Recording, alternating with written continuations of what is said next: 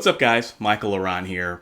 I wanted to do this video to address the George Floyd killing and the current protests that are going on here in the United States. I almost didn't do this video. I've watched over the past few weeks a lot of other black creators wrestle with this, and I've just been trying to gather my thoughts, and this is about the third take of this video. I've tried to shoot this off and on for the last week or so. It just didn't feel right, but I think I've finally gotten to a point where I can talk about this. I watched the video of George Floyd being murdered, and it was really hard to take. The reason it was hard to take is because it feels like every time you turn on the television here in the United States, there's another black man getting killed, an unarmed black man getting killed. And it's just, in the black community, we've been tired of it for a long time. And it's great now that the rest of the world is finally seeing what we've been talking about for decades. And watching the protest and watching people on both sides politically, at least here in the United States, debate this and argue about it has been extremely tiring and frustrating. And there's been nights where I haven't been able to sleep. There's been days where I've just been in a bad mood. And I've gone from a range of different emotions. I've gone from frustrated to tired to encouraged by what I'm seeing happening all around the world and all around the country here. And there's just a lot of things that I've been feeling over the past 2 to 3 weeks. So this video is not going to solve the world's problems, and it's certainly not going to end racism here in this country, but I thought I would take some time and share my story and maybe some parts about my life with you guys that I haven't shared before, and why the Black Lives Matter movement matters to me. So I was born and raised in St. Louis, Missouri. I grew up in the Ferguson-Florissant area. And when I say Ferguson, I mean that Ferguson, the Ferguson that was in the news with the Michael Brown killings. That's where I grew up. All right. St. Louis is one of the most segregated cities in the country. There are a lot of racial divides there. And as someone who grew up in Ferguson, a lot of people were surprised about what happened there. I was not surprised. Now, I've shared with you guys that my mom and my biological father divorced when I was young, and I never got to know my biological father. But what I have not shared with you guys is that my mom remarried, and she remarried a white man. And I grew up in an interracial family. So my mom and I are black, and my stepdad and stepsister are white. And when I say dad moving forward, I'm referring to my stepdad because that's how I see him. He's been an amazing father, and he stepped in and filled the void that my biological father left behind. And as an interracial family growing up in St. Louis, Missouri, we encountered quite a bit of racism just everywhere. And there are lots of instances that I can remember very vividly. For example, my dad took me when I was in high school to go back to school shopping. And we were at a department store. And in the department store, we were looking for shirts. I forget what we were looking for. But one of the department store's workers, it was a white woman, she walked up to us and was asking us if we needed help. And we were making small talk and chatting.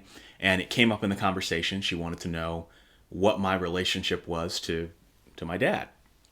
And she asked, well, is this man your coach? Now, of all the things you could think of, why would a coach take a player to, come on, really? So my dad corrected her and said, no, this is my stepson.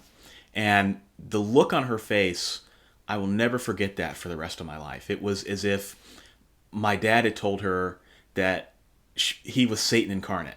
And I never forgot that look, because that look is the type of look that my dad and my mom and my sister have had to endure for a very long time.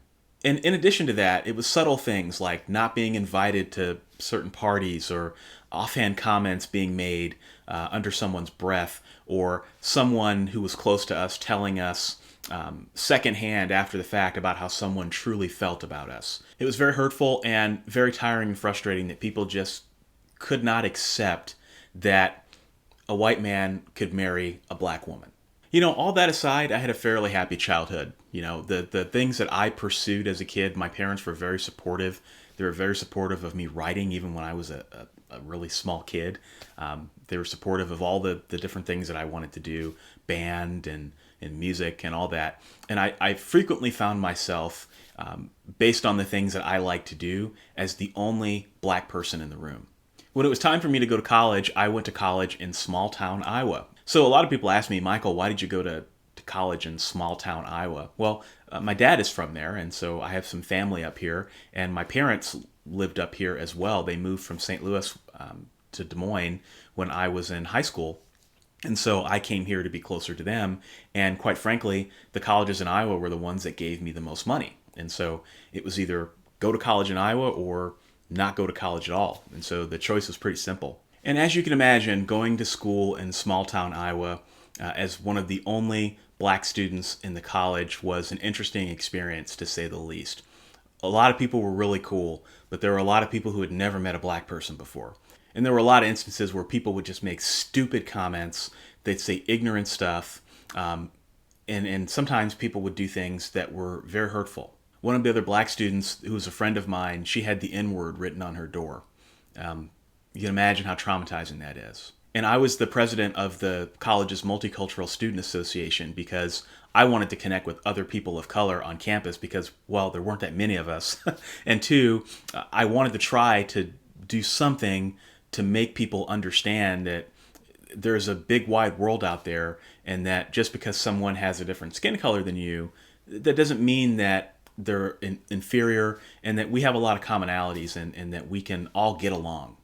And living in a small town, I couldn't go anywhere without getting stared at. You know, I mean, I couldn't go to Walmart to buy a stick of gum without everybody stopping and staring at me because they'd never seen a black person before and they were suspicious.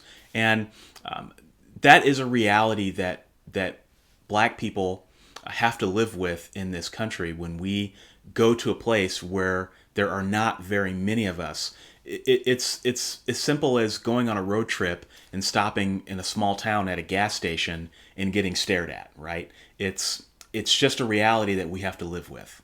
It still doesn't matter how many times it happens. You know, I've lived in Iowa about 15 years, and when I go to small towns sometimes, not every place, but sometimes I still get those stares, and it still makes me uncomfortable, no matter how old I am. So after graduating, I decided to live in Des Moines, Iowa, and I actually like Des Moines quite a bit.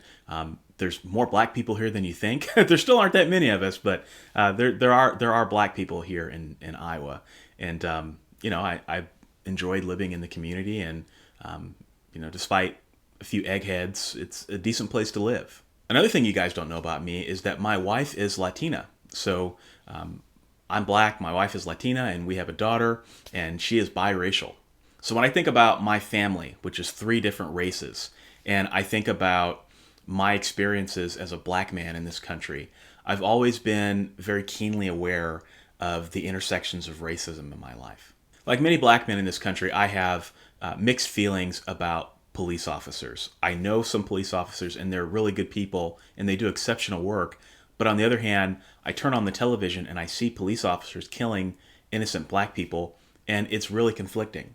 Just this past year, I was in a car accident, and I had to call the police, and a police officer came to the scene, and super professional gentleman, super nice. And we were talking, and then he happened to see my daughter's car seat in the car, and so he rushed to the back of the car to make sure my daughter was okay. That was his first concern.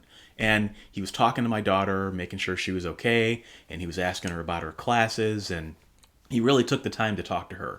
And when we were done with all the paperwork and stuff, he gave her a little coloring book and a badge. And my daughter, that made her day. She went home and she played with that coloring book and that badge all day, right? So there are amazing police officers out there, and they have touched our lives, at least in my household. But at the same time, even though we have that, every time I'm driving down the road and I see a police car, I'm always looking twice and I'm always tense. And that's the reality of the mixed emotions that I live with, that I know that many black people live with in this country. Because I know that at the end of the day, I could have an encounter with a bad cop who can take my life at a moment's notice and not have to go to jail for it. It's one of the reasons I hesitate sometimes to go out at night, particularly late at night, and it's why I'm always very cautious about what I'm doing after dark. And so, you know, that's some personal details that I haven't necessarily shared with you guys. But when I became a writer, none of that stuff went away, right? Like I didn't just become a writer and I disappear into this fantasy land where all races are equal. It didn't work that way. One of the major decisions that I had to make when I first became an author was what pen name I was going to use. I didn't know if people would see a black name and pass on it when they're looking on Amazon to figure out what sort of books they want to read, right? So I had to make a decision. Do I publish under a real name, which is a black name, or do I publish under a name that passes for something that people would think is white? Because I had this doubt and this uncertainty around whether people would want to buy a science fiction and fantasy novel from a black man. And you know what? I said, I don't care. I'm going to publish under a black name anyway. And the reason I'm going to do it is because when I was growing up, I didn't see any black faces in any of the books that I read as a kid. And so I want to make sure that the kids that are growing up after me can see somebody that has walked a path that maybe they want to walk someday. And maybe there are other people out there my age or older who maybe they just need to see a black face in a space before they realize that they can do it too. And so I publish under the name Michael Laron. Now, did I possibly leave some sales on the table? Maybe. I don't know. You know, this is one of those things where it's hard to prove. That's one of the major difficulties of racism that I think a lot of people don't understand. A lot of people don't understand how subtle racism is and how invisible it is. A lot of people don't understand the concept of an unconscious bias, right? So you may not think that you're a racist, but if you are looking at books to read and you see a black name, maybe you skip past it and you don't even know you're doing it, right? So that author that you just skip past is at a disadvantage just simply based on their name. But I said, you know what? I'm going to do this anyway because I'm proud of who I am. I'm comfortable in my own skin. And yeah, we need more black faces in publishing anyway. And if there's people out there that don't believe that there's racism in publishing, really? I mean, come on. Another reason I went indie is so that I could have freedom, right? Because traditional publishers don't know what to do with black books. They don't know how to find black readers. And in many respects, they're not very good at creating content that serves us. And the reason I say that is because when I was growing up, I didn't see any black faces. So I wanted to create my own destiny and write books with people who look like me and put something into the world that is different than what I read when I grew up. And at this point, I've done pretty well for myself, but that's one of the issues that I've always had is I've always had this uncertainty, right? Am I not selling more books because of the color of my skin? Or like this YouTube channel, you know, you would not believe how many times people tell me, I've been watching writing videos for years, but I just now saw your videos. You know, does that bias exist on YouTube as well, where people are less likely to click on a black face? These are all things that go through my head, whether they're true or not. That's the reality of being black in today's age, is that the racism of the 60s has evolved and it has morphed. It's not overt like it used to be. It's more subtle. And in many respects, you could have something done to you and not even know it. And then when you raise the issue, people gaslight you and say, well, you're crazy. You're just imagining it. You know, there's no way that possibly could have happened. And that doesn't help the issue. So a lot of people have reached out to me and asked if I was okay. They've asked, what you can do to, lend your support to the movement and lend your solidarity to the movement. There's nothing you can do for me. I'll be fine. But there are two things that I want people to think about. The first thing is the gaslighting. It is a major problem online. So if you see people gaslighting someone for calling out racism in publishing or calling out something that they feel is unjust, look at the facts and call out the people that are doing the gaslighting, because that's part of the problem. In my opinion, the people that do that gaslighting, they're either racist or they lack empathy. And that's one of the major reasons we still have racism in this country, is because we have people that are ignorant, that don't understand that what they're doing is only perpetuating the problem. And the second thing that, just to be aware of, and I've not heard anyone else talk about this, but it's something that as I look to the future, it concerns me quite a bit, and that is with artificial intelligence. So many of the platforms you use today use artificial intelligence. YouTube, for example, uses AI to recommend videos that you might like. My biggest fear is that there are a lot of black creators out there who are creating really, really good content, but it's not going to be recommended by AI engines because of a bias in the data.